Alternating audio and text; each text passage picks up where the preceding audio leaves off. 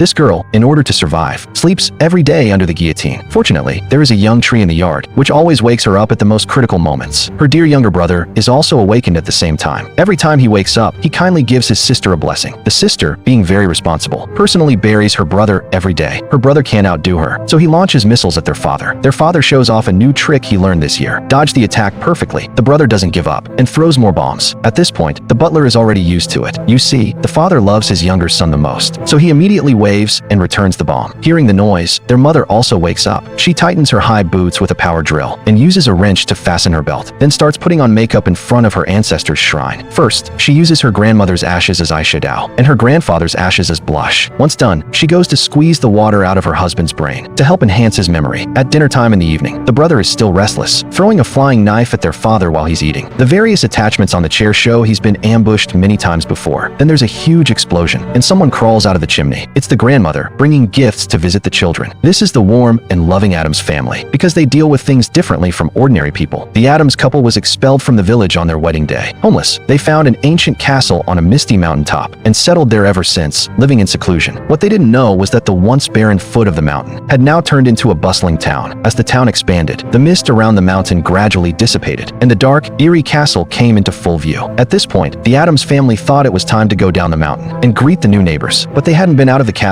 in many years and knew nothing about the outside world. To better fit in, the father also learned how to buy coffee at a trendy cafe, but his sharp claws scared the cashier, and the coffee he was given was even forgotten to be watered down. The brother, thirsty, directly drank from a dog bowl outside the door. The uncle, seeing people dancing and singing at the school gate, couldn't contain his restless spirit and started dancing as well, forgetting himself in the process, releasing a bunch of bats from his clothes, scaring the town's residents into running for cover. The Addams family felt a bit sad, as the world still couldn't accept them. But then, a blonde woman appeared in their line of sight. She enthusiastically greeted the family and offered to remodel their castle for free. It turned out she was the town's designer, also in charge of selling houses in the town. If she didn't meet her weekly target, she would face bankruptcy. But now, the Addams family's house had destroyed the dreamlike atmosphere of the town, so she had to act. The next day, she brought a crew up to the mountain, but her daughter missed the opening time and couldn't get in. Outside the door, she met the gloomy older sister, who described the colorful life at school and the school bullies who always picked on others. The sister thought this sounded perfect for her. She specialized in dealing with all kinds of bullies. Inside the room, as soon as the crew entered, they were met with a kiss from a carnivorous plant and a greeting from the friendly carpet. They endured their fear, pretending to be calm, and then saw a shocking scene in the wine cellar. Countless spiders crawling out from under their mother's skirt. Soon, they built a bridge over a pit that blocked their path. The woman pointed out that the house needed a lot of changes. This,